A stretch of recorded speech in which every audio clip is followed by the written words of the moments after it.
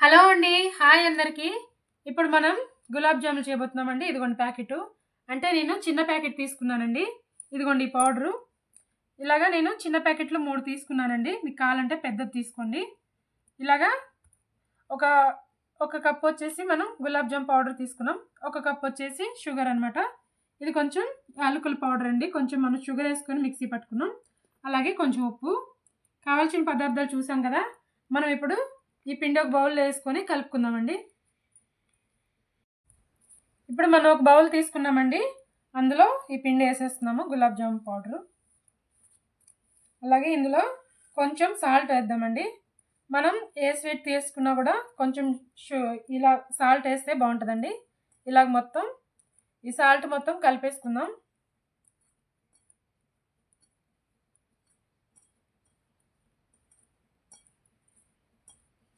ఇలా మొత్తం కలిసిన తర్వాత మనం కొంచెం కొంచెంగా వాటర్ పోసుకొని ఇది కలుపుకుందామండి. పిండి కాస్త ముద్దలాగా మనం చపాతీ పిండిలాగా కలుపుకోవాలి. ఇందులో వాటర్ ఎక్కువ పట్టదండి, చూసి కలుపుకోవాలి.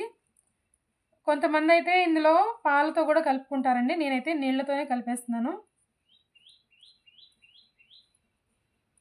ఒక్కసారిగా పోసేస్తే మొత్తం నీళ్ళు ఎక్కువైపోతాయండి. అందు గురించే కాస్త కాస్త చూసి కలుపుకోవాలి.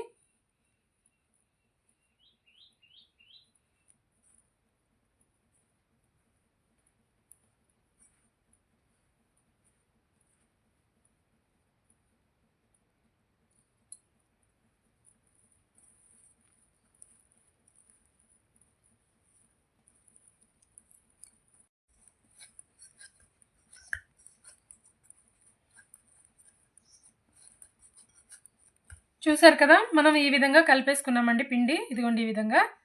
ఇంకా మనం మూత పెట్టేసి ఒక 10 నిమిషాలు పక్కన పెట్టుకుందాం. ఇప్పుడు మనం షుగర్ని పొయ్యి మీద పెట్టుకోవాలి. ఇది ఒక 10 నిమిషాలు పక్కన పెట్టేస్తానండి. ఇలాగా స్టవ్ మీద గిన్నె పెట్టేసుకున్నాం కదండి. ఇదిగోండి ఈ కప్పు షుగర్ వేసేసాను. అలాగే వాటర్ వేసానండి.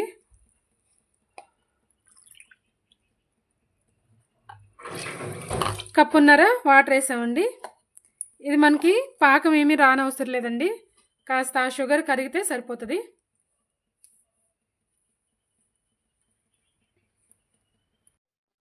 చూసారు కదా, మనం మీడియం ఫ్లేమ్లో పెట్టామండి. ఇలాగా మధ్య మధ్యలో కలుపుకుంటే ఇది కరిగితే సరిపోతుంది. మనకి ఏ పాకం రానవసరం లేదు.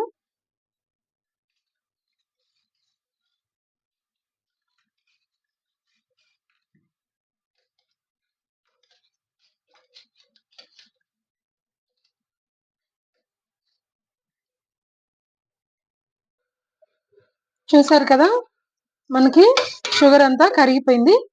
ఇప్పుడు మనం ఇదిగోండి యాలక్కాయల పౌడర్ అండి, ఇది వేసేసుకున్నాం. ఇదంతా ఒకసారి కలిపేసి మనం స్టవ్ ఆఫ్ చేసి మూత పెట్టేసుకొని పక్కన పెట్టుకున్నామండి.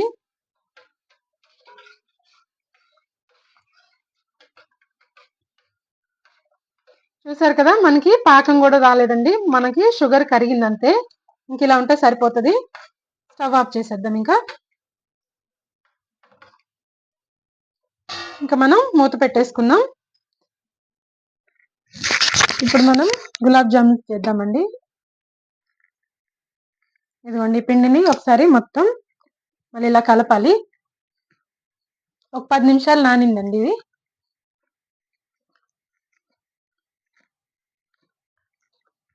ఇది మనం పిండి జాగ్రత్తగా కలుపుకోవాలండి, లేకపోతే మనం నూనెలో వేసినప్పుడు పగిలిపోతాయి అన్నమాట. అందుకని బాగా ఇలాగా కలపాలి.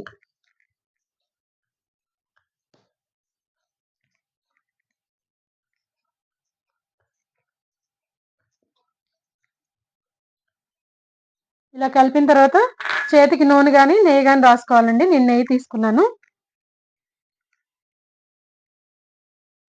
మనం ఇదిగోండి ఇంత కావాల్సిన సైజులో తీసుకోవచ్చు. నేను కాస్త పెద్దయ్యే చేస్తున్నానండి. ఇలాగా నొక్కాలి, గట్టిగా నొక్కి చేయాలండి. రౌండ్గా రావాలి. మీకు ఏ సైజు కావాలంటే ఆ సైజులో చేసుకోండి. నేనైతే కాస్త పెద్దయ్యే చేస్తున్నాను. ఇలాగ బాగా నొక్కేసి ఇలాగ రౌండ్గా చేసుకోవాలి. లేదు అంటే ఇలా కోలగా కూడా చేసుకోవచ్చండి. ఇదిగోండి ఇలా కోలగా చేసుకున్నా కూడా బాగానే ఉంటాయి. మీకు ఎలా కావాలంటే అలా చేసుకోండి. ఇదిగోండి ఈ విధంగా అన్నీ చేసుకోవాలి మనం.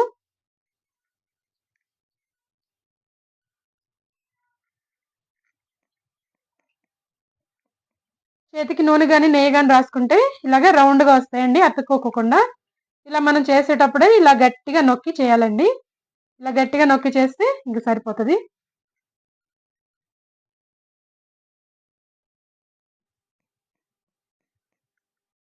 మనం ఈ విధంగా అన్నీ చేసి పెట్టుకుందామండి. కదా! అన్నీ ఇలా చేసేసుకున్నాం. ఇప్పుడు మనం పొయ్యి మీద కళాయి పెట్టేసుకొని ఇవి వేయించుకోవాలండి నూనెలో. చూసారు కదా! మనం స్టవ్ మీద ఆయిల్ పెట్టుకున్నాం ఆల్రెడీ. మనం సిమ్‌లోనే ఆయిల్ వేడి చేసుకున్నామండి. ఇది హైలో పెట్టేస్తే తొందరగా కలర్ వచ్చేస్తది. లోపలైతే ఏగవు. అందుకే సిమ్‌లోనే వేడి చేసుకున్నాం. ఇదిగోండి ఇప్పుడు వేసేస్తున్నాను. మనం ఆయిల్‌కి ఎన్ని పడితే అన్ని వేసుకోవాలండి. మరీ ఎక్కువగా వేస్తే కూడా సరిగా ఏగవు.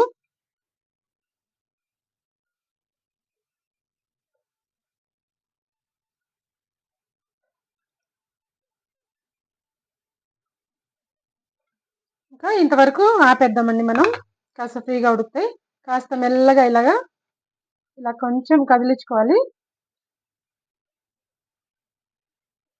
అలాగే బాగా ఏం చేయకూడదండి. మెల్లగా కలుపుతూ ఉండాలి. ఇలాగా సిమ్‌లోనే ఇలా ఎగుతా ఉంటాయి. ఇవి ఊరికే కలర్ మారిపోతాయండి.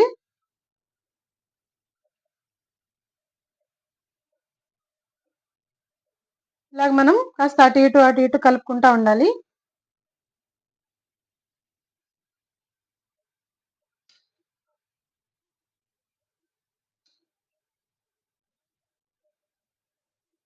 ఆయిల్ మాత్రం మనకి సిమ్‌లోనే ఉండాలండి. అస్సలు హైలో పెట్టకూడదు. సిమ్‌లోనే హీట్ అవ్వాలి. సిమ్‌లోనే ఏగాలివి.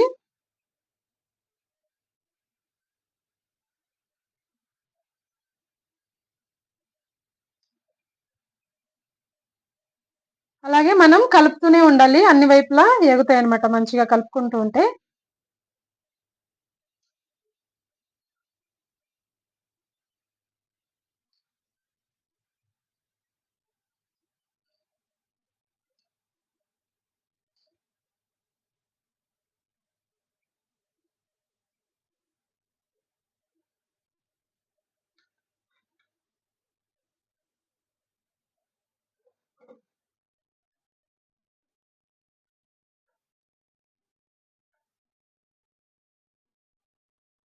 చూసారు కదా! ఈ విధంగా ఏం చేసుకున్నామండి.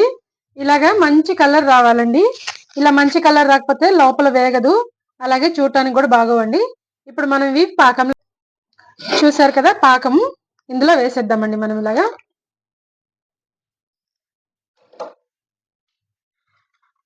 వేసేసి ఒకసారి ఇలాగా కలిపేద్దాం.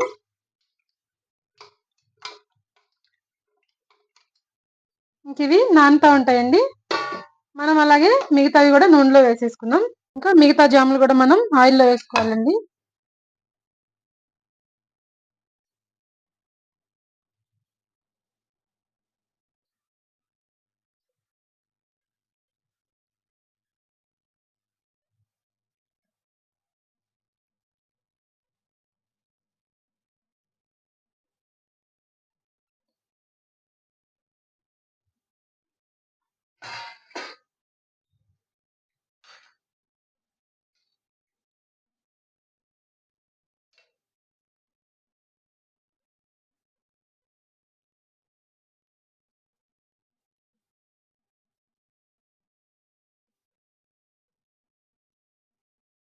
ఇవి కూడా ముందు వేయించుకున్నలాగానే ఇది కూడా వేయించుకుందామండి మంచిగా. చూసారు కదా! మన టేస్టీ గులాబ్ జాములు తయారైపోయినాయండి. చేసుకోవటం చాలా ఈజీ అండి. చాలామంది చాలా కష్టమేమో అని తొందరగా చేయరు. కానీ పిల్లలున్న వాళ్ళు, ఎప్పుడైనా స్వీట్ తినాలనిపించిన వాళ్ళు చేసుకోండి. చాలా ఈజీగా ఉంటది. అలాగే నా ఛానల్ ఫస్ట్ సారి చూస్తుంటే గనక సబ్స్క్రైబ్ చేసుకోండి. అలాగే ప్రతి వీడియోకి లైక్ చేయండి. థాంక్ యూ అండి.